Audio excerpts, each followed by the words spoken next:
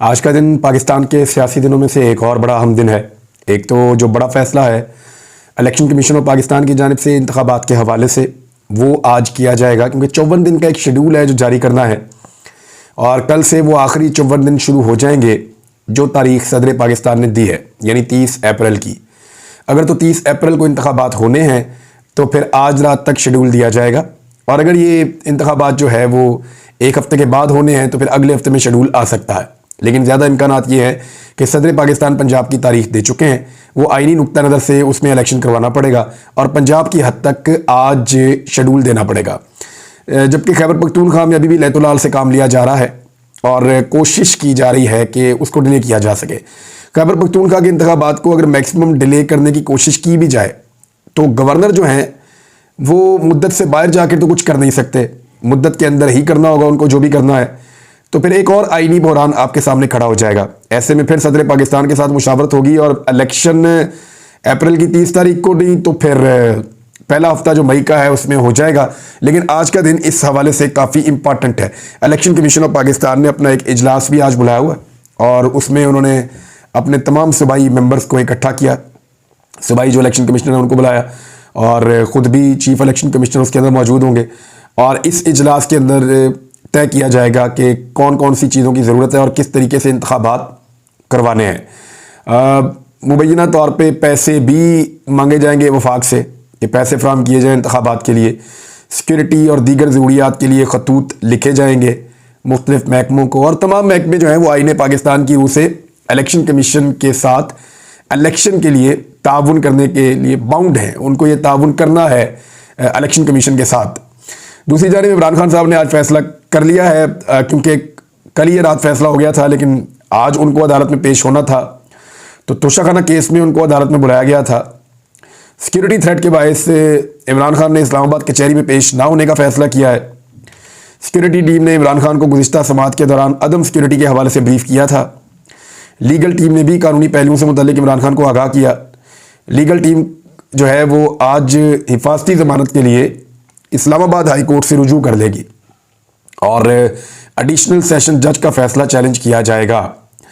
वकला इमरान खान को video link के ज़रिए पेश होने की इजाज़त मांग रहे हैं बार बार, और ये इजाज़त दोबारा इस्लामाबाद हाई कोर्ट से मांगी जाएगी। साबिक वज़ीर आज़म की हिफाजती ज़मानत के लिए लाहौर हाई कोर्ट से भी रुजू किया जाएगा, और ये सारी सिचुएशन है। जबकि जो वफाकी हुकूमत है उसका ये कहना है कि इमरान खान साहब ये बात जानते हैं कि जब वो अदालत में आएंगे पेश होने के लिए तो वो पकड़े जाएंगे। अब ये मरियम औरंगज़ेब भी कह रही हैं, राणा सनाउल्लाह साहब वगैरह भी कह रहे हैं।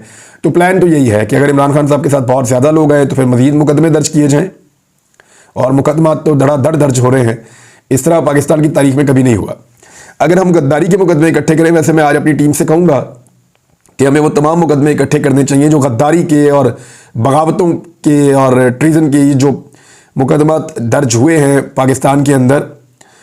ये कितने हैं, यानी पिछले 10-11 माह के अंदर जब से ये इम्पोर्टेड हुकूमत बनी है तब से लेकर अब तक कितने मुकदमात दर्ज किए गए हैं। 11 माह होने वाले हैं, तो इन 11 माह में जो मुकदमे दर्ज किए गए मेरे अंदाजे में तो 100 के करीब होने वाले हैं या हो गए हैं। जबकि इमरान खान साहब के अपने ऊपर जो मुकदमा दर्ज हुए उनकी तादाद 77 है गालबन, क्योंकि जब इमरान खान साहब ने ट्वीट किया था उसके बाद भी मुझे रिपोर्ट हुआ कि एक मुकदमा और हो गया है।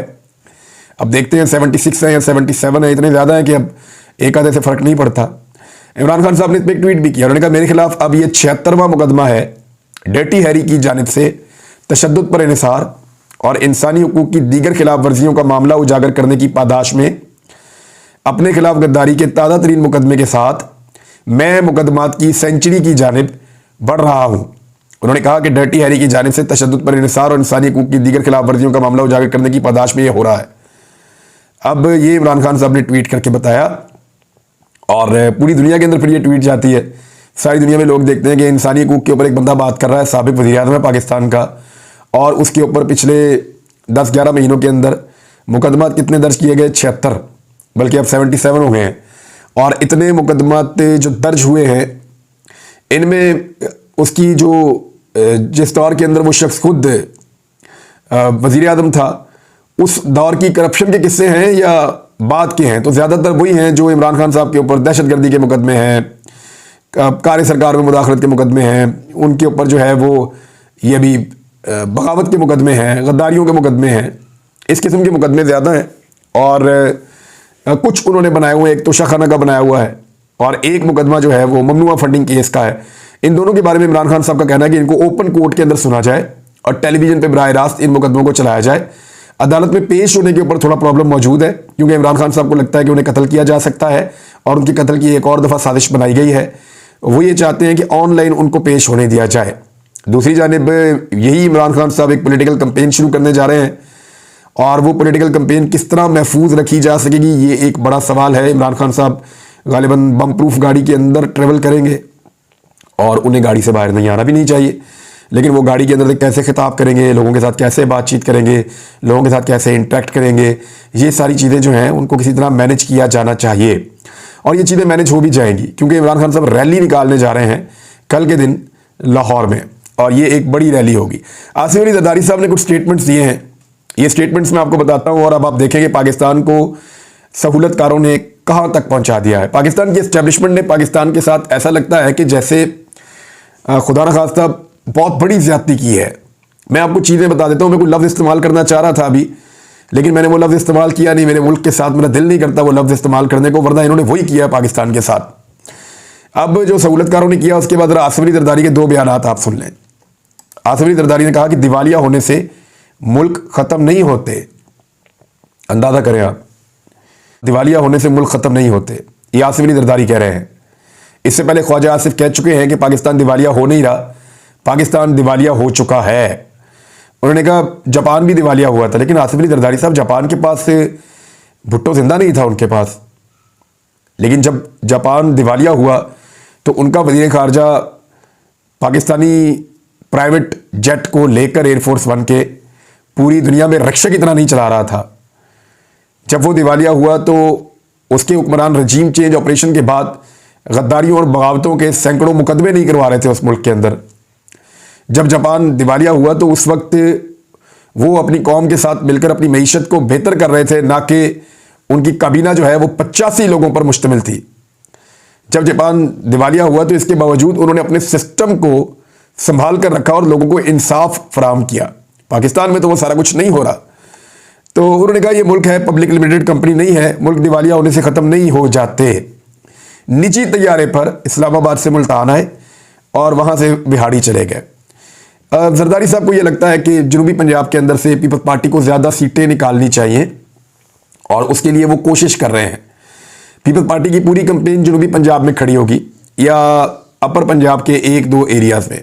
उसके अलावा पीपल्स पार्टी पूरे पंजाब में कहीं और कैंपेन नहीं करेगी, क्योंकि उनको आइडिया है कि कहीं और से जीतने के उनके इम्कानात ना होने के बराबर है। जबकि पाकिस्तान तहरीक इंसाफ जो है वो दोनों सूबों के अंदर पूरा जोर लगाएगी। PMLN जो है वो वस्ती पंजाब तक अपने आप को महदूद कर देगी, क्योंकि PMLN का जनूबी पंजाब में ऐसा लगता है कुछ स्टेक नहीं है और ना ही अपर पंजाब के अंदर PMLN की कोई बात बन रही है, तो वो वस्ती पंजाब की तरफ अपने आप को रोकेंगे। आसिफ अली जरदारी ने कहा कि इमरान खान को किस इशू में गिरफ्तार करना है या नहीं करना है, ये वज़ीर दाखिला का अपना काम है। वैसे मेरी इत्तला के मुताबिक और कुछ सोर्सेज ने बताया कि जरदारी साहब मना कर रहे हैं कि इमरान खान को गिरफ्तार ना किया जाए, इससे प्रॉब्लम में आ जाएंगे सारे और इस गिरफ्तारी से बचा जाए। साथ ही उन्होंने कहा कि इमरान खान से बात नहीं हो सकती इसलिए कि वो सियासतदान नहीं है। वैसे सियासतदान तो जरदारी साहब की डिक्शनरी में वो लोग होते हैं जो लोग जिनके लिए वादे जो हैं वो कुरान और हदीस नहीं होते। वो लोग होते हैं जिनके लिए मुल्क का दिवालिया हो जाना कोई मसला नहीं होता। वो लोग होते हैं जो सरकारी वसाइल को अंधाधुंध इस्तेमाल करते हैं। वो लोग होते हैं जो लोग आज़ादी और ख़ुद मुख्तारी की बात नहीं करते। यानी जरदारी साहब कह रहे हैं कि दिवालिया हो जाए तो क्या फ़र्क पड़ता है, जरदारी साहब मुल्क की खुद मुख्तारी चली जाती है। दिवालिया हो जाए तो मुल्क की आज़ादी छिन जाती है। आप अपने फैसले खुद नहीं कर सकते, आपके ऊपर फैसले मुसल्लत किए जाते हैं। ये मैं नहीं कह रहा, आप अपने सेनेटर रज़ा रब्बानी से पूछिए, उन्होंने ये बात की है और कैसे की है मैं आपको पढ़ के सुना देता हूँ जो रज़ा रब्बानी साहब ने कहा है। लेकिन रज़ा रब्बानी पे जाने से पहले जरदारी साहब ने कुछ और बातें की हैं और उन्होंने कहा कि बिलावल जवान है, वो गुस्से में आ जाता है। ये जरदारी साहब ने कहा और उन्होंने कहा जी हम PDM के निशान पे इलेक्शन नहीं लड़ेंगे बल्कि तीर के निशान पर इलेक्शन लड़ेंगे। बिलावल ने इस्तीफे की धमकी भी थोड़े दिन पहले लगाई थी और सिंध वालों के लिए उनका बड़ा दिल धड़क रहा था। बिलावल ने कहा था कि सिंध के सैलाब मुतासिरीन की फ़ौरन मदद की जाए और ये कहने के बाद और धमकी लगाने के बाद बिलावल जरदारी फौरी तौर पर दोबारा अमेरिका रवाना हो गए हैं। ख़वातीन की एक छोटी सी कॉन्फ्रेंस है वहाँ पर अमेरिका में। अमेरिका के अंदर किसी को छींक भी आ जाए तो जरदारी साहब का पहुँचना, जरदारी साहब के बेटे का पहुँचना बहुत ज़रूरी है तो बिलावल जरदारी फौरी तौर पे अमेरिका पहुंच जाते हैं, छोटी सी बात भी हो जाए। तो अब दोबारा बिलावल साहब निकले हैं और कोई इवेंट अमेरिका के अंदर जो हो रहा हो उसको बिलावल जरदारी साहब मिस नहीं करना चाहते और फौरी तौर पे वो अमेरिका के लिए रवाना हो गए। ये स्टेटमेंट देने के बाद मैं वजारत छोड़ दूंगा सिंध वालों के हुकूक के लिए, और एक मरतबा फिर सिंध वालों को अकेला छोड़ के वो निकल लिए। तो इतना गुस्सा आया उन्हें, जरदारी साहब कह रहे हैं कि बिलावल जवान है, उसे गुस्सा आ जाता है। तो गुस्सा इतना ज़्यादा गुस्सा आया कि वो पाकिस्तान से अमेरिका ही चले गए एक मरतबा फिर बिलावल जरदारी। और लगता है बिलावल का जो असल घर है वो पाकिस्तान नहीं है। जब से वो वज़ीर ख़ारजा बने उन्होंने पाकिस्तान के अंदर तो वक्त ही नहीं गुजारा, सारा वक्त जहाज़ में और पाकिस्तान से बाहर गुजारा है। रिक्शा बना के रख दिया है पाकिस्तान के सरकारी जहाज़ को और प्राइवेटली लेकर जाते हैं, अकेले घूमते हैं। रज़ा रब्बानी ने जो कहा ज़रा वो सुन लें, जिस खुद मुख्तारी की मैं बात कर रहा हूँ। जरदारी साहब कहते हैं कि क्या होता है अगर मुल्क दिवालिया हो जाता है, तो ज़रा सुनिए। साबिक चेयरमैन सेनेट मियां रज़ा रब्बानी ने अपने एक बयान में कहा कि IMF मुआहदे से पीछे हटने की कोशिश कर रहा है, जबकि चीन के अलावा दोस्त ममालिक हिचकिचाहट का शिकार हैं। उन्होंने कहा पाकिस्तान को कौमी और स्ट्रेटेजिक मफादात बरखिलाफ इक़दाम पर मजबूर किया जा रहा है, जबकि अवाम को जानने का हक है कि क्या हमारे एटमी असासे दबाव में हैं। अवाम को जानने का हक है कि क्या चीन से स्ट्रेटेजिक ताल्लुकात खतरात से दो चार हैं। क्या पाकिस्तान को खित्ते में साम्राज्यिक कुव्वत की अस्करी मौजूदगी के लिए किरदार अदा करने का कहा जा रहा है। ये वो 3 सवाल हैं जो अहम तरीन हैं। मैं ज़रा इन सवालात को आसान कर देता हूँ। पहले सवाल में रज़ा रब्बानी ये पूछना चाह रहे हैं कि क्या पाकिस्तान के एटमी असासे ख़त्म करने के लिए कहा जा रहा है। IMF की जानिब से जो दबाव बढ़ रहा है और वो बाखबर आदमी हुकूमत का हिस्सा है, उनको तो जवाब देना चाहिए। वो सवाल पूछ रहे हैं। नंबर 2, उन्होंने कहा कि क्या चीन के साथ पाकिस्तान को जो स्ट्रेटेजिक ताल्लुकात हैं वो ख़त्म करने के लिए कहा जा रहा है। नंबर 3, उन्होंने अमेरिका का नाम नहीं लिया क्योंकि अमेरिका का नाम लेते हुए झींप जाते हैं, शर्मा जाते हैं थोड़ा सा पाकिस्तान पीपल्स पार्टी वाले, क्योंकि जरदारी बिलावल जरदारी इन लोगों का दूसरा घर है अमेरिका। तो इसलिए उन्होंने कहा कि साम्राज्यिक कुव्वत का लफ्ज़ इस्तेमाल किया अमेरिका के बजाय। और उन्होंने कहा कि क्या अमरीकी फ़ौजों की यहाँ मौजूदगी के लिए किरदार अदा करने के लिए भी पाकिस्तान को कहा जा रहा है और दबाव डाला जा रहा है। ये सवालात उन्होंने पूछे, ये अहम तरीन सवालात हैं। और ये सवालात उस वक्त उठ रहे हैं जब जरदारी साहब ये बता रहे हैं कि मुल्क दिवालिया हो भी जाए तो कुछ नहीं होता, और ख्वाजा आसिफ ये बता चुके हैं कि मुल्क दिवालिया हो चुका है। दूसरी जानिब साबिक बरतानवी सफ़ीर के जो इंकशाफात हैं उन्होंने तहलका मचा दिया है और उन्होंने बड़ा क्लियरली ये कहा है, जितने लोग पाकिस्तान के अंदर ये रुला डालते थे कोई रिजीम चेंज ऑपरेशन नहीं हुआ, अब वो सारे जाएं और जाकर पूछें ग्रेग मरे से, जो साबिक बरतानवी सफ़ीर नहीं है बल्कि वो एक तारीखदान भी हैं, और उनकी ट्वीट्स के ऊपर और उनकी इंफॉर्मेशन के ऊपर आप बड़े क्वेश्चन मार्क नहीं लगा सकते। तो उन्होंने ये साफ साफ लिखा है कि CIA ने इमरान खान साहब की हुकूमत इसलिए ख़त्म की कि इमरान खान साहब उनके मफादात के खिलाफ थे। उन्होंने एब्सोल्युटली नॉट कहा था। कैसे? इमरान खान साहब ड्रोन हमलों की मुखालफत कर रहे थे और उसकी वजह से उसकी पादाश में इमरान खान साहब की हुकूमत को CIA ने ख़त्म किया एक रिजीम चेंज ऑपरेशन के ज़रिए से, और ये स्टोरी सबसे ज़्यादा कम रिपोर्ट हुई है। भी अमेरिका गेम डाले पाकिस्तान के अंदर और पाकिस्तानी उसको रिपोर्ट करें, ऐसा तो होता नहीं। ऐसा लगता है गुलामों का देश है और बात ही नहीं करते। अमेरिका के साथ दोस्ती होनी चाहिए, ताल्लुकात होने चाहिए, शानदार ताल्लुकात होने चाहिए, दो तरफा तबादला होना चाहिए, सयाहत होनी चाहिए, एक दूसरे के मुल्कों के साथ आगे बढ़ना चाहिए, तिजारत करनी चाहिए, लेकिन गुलामी नहीं करनी चाहिए।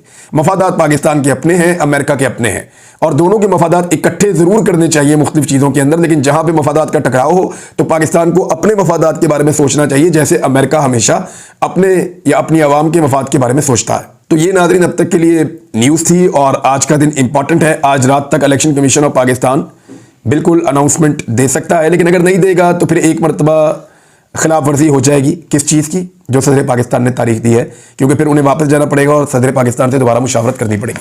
अब तक के लिए इतना ही। अपना ख्याल रखिएगा, अपने चैनल का भी। अल्लाह हाफ़िज़।